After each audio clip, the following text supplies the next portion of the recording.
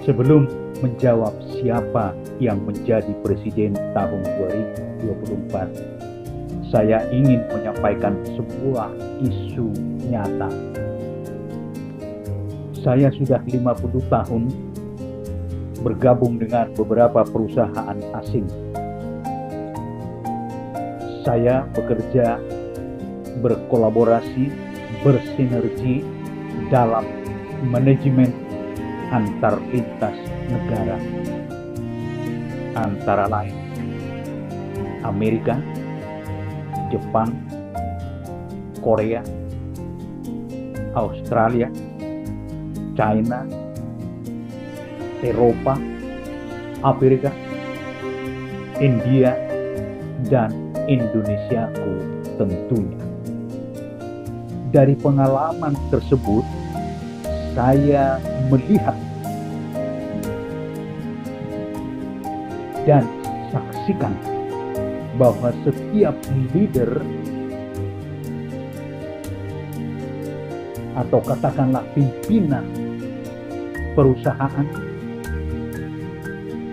atau kepala negara dunia manapun, semuanya fokus untuk meningkatkan 6 nilai harus menjadi yang terbaik. Kaitannya dengan productivity, quality, cost, delivery, safety, dan moral. Tujuannya apa?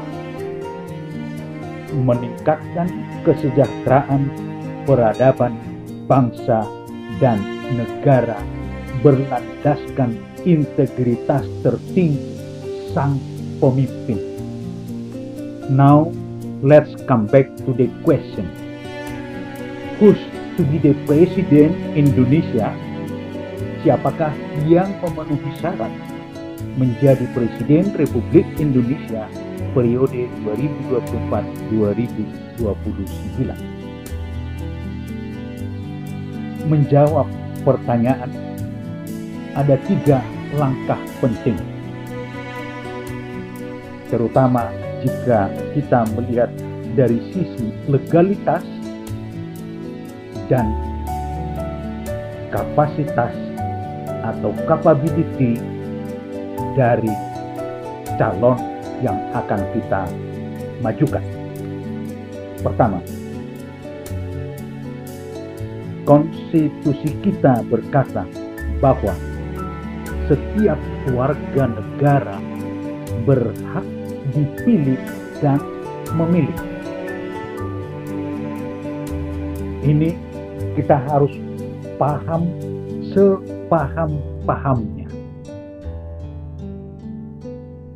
Di dalam konstitusi kita tidak ada tertulis bahwa presiden harus orang Jawa atau orang Padang atau orang Kalimantan.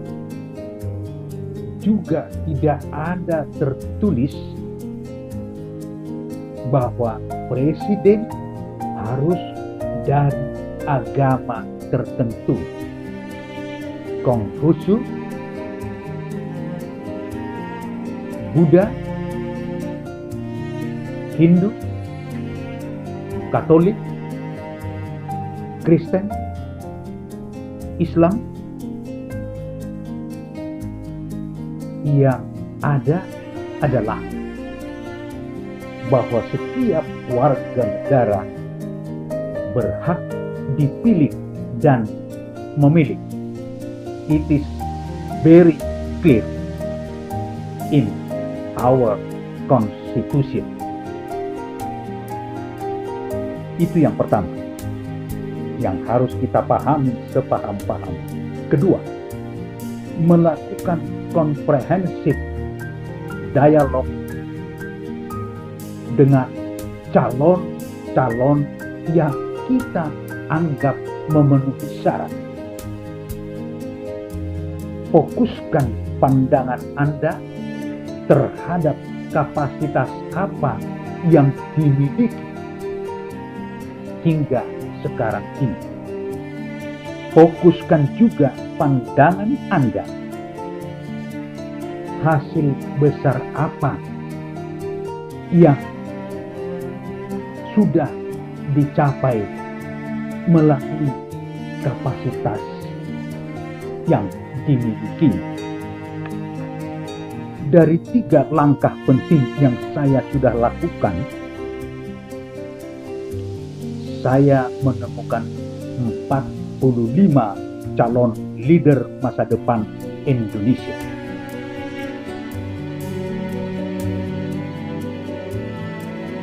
Dari 34 poin didikan,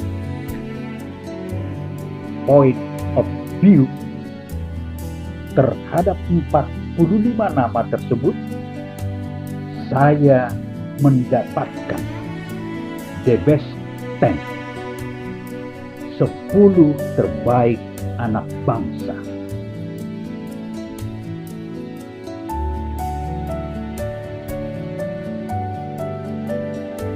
Anies Baswedan, Agus Harimurti Yudhoyono, Basuki Cahayapurnama, Erlangga Hartarto, Ganjar Pranowo, Luhut Binsar Panjaitan, Prabowo Subianto, Puan Maharani, Susi Puji Astuti, Sandiaga Uno. Dari cukup baik hingga terbaik, 1208 hingga 1543. 10 terbaik tersebut dipastikan cakap untuk dicalonkan menjadi Presiden ke-8 Republik Indonesia pada pemilihan 2024 mendatang.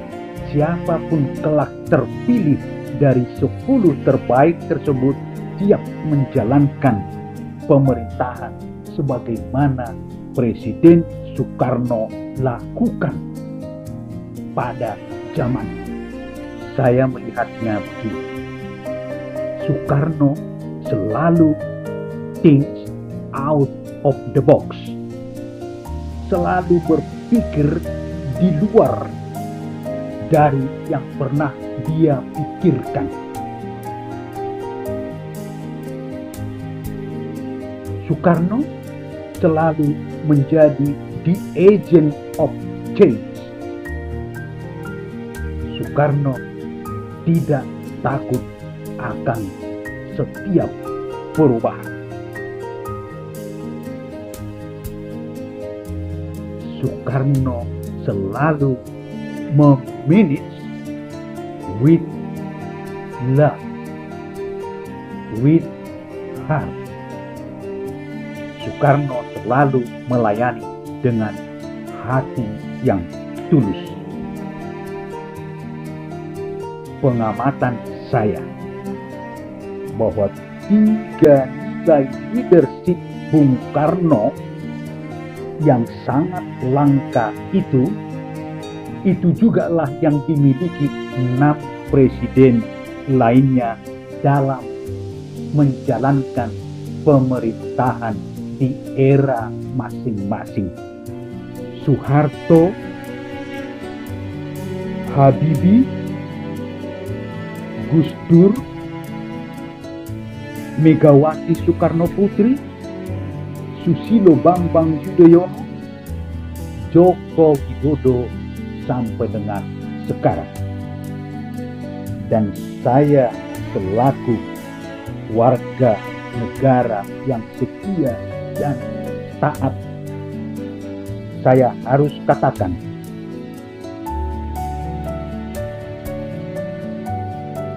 bahwa tak satu pun dari 7 presiden Indonesia yang tidak melakukan yang terbaik untuk negeri tercinta Indonesia. Mereka semua telah mempersembahkan jiwa dan raganya,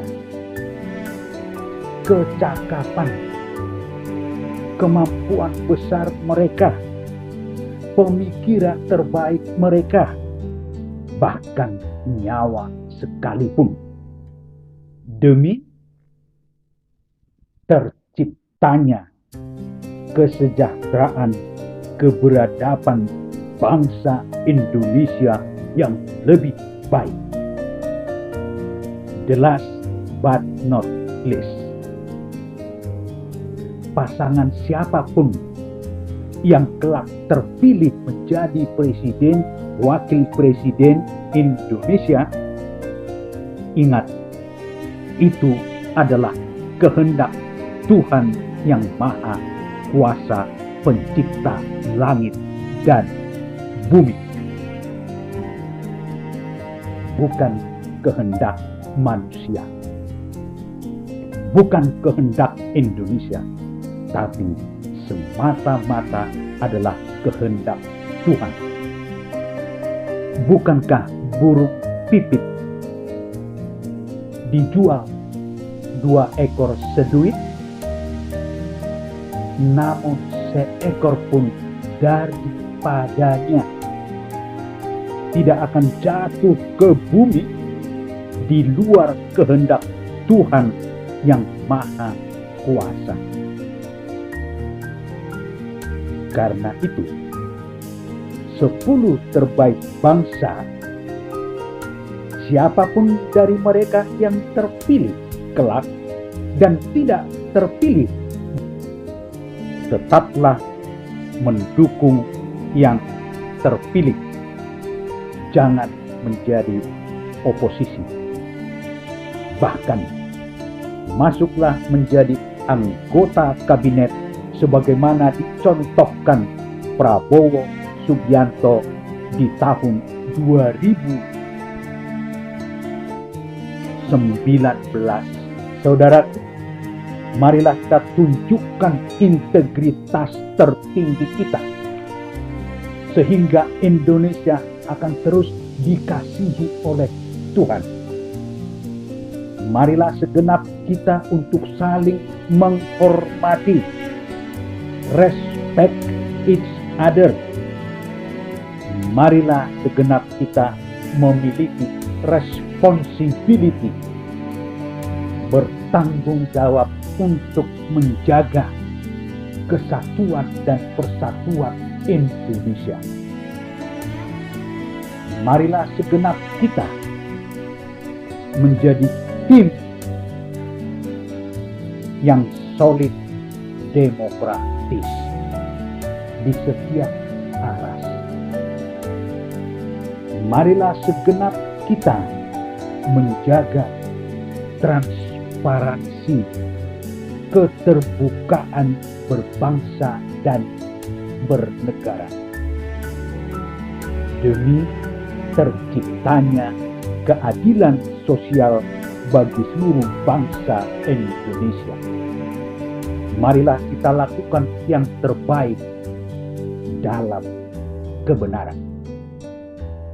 God bless Indonesia.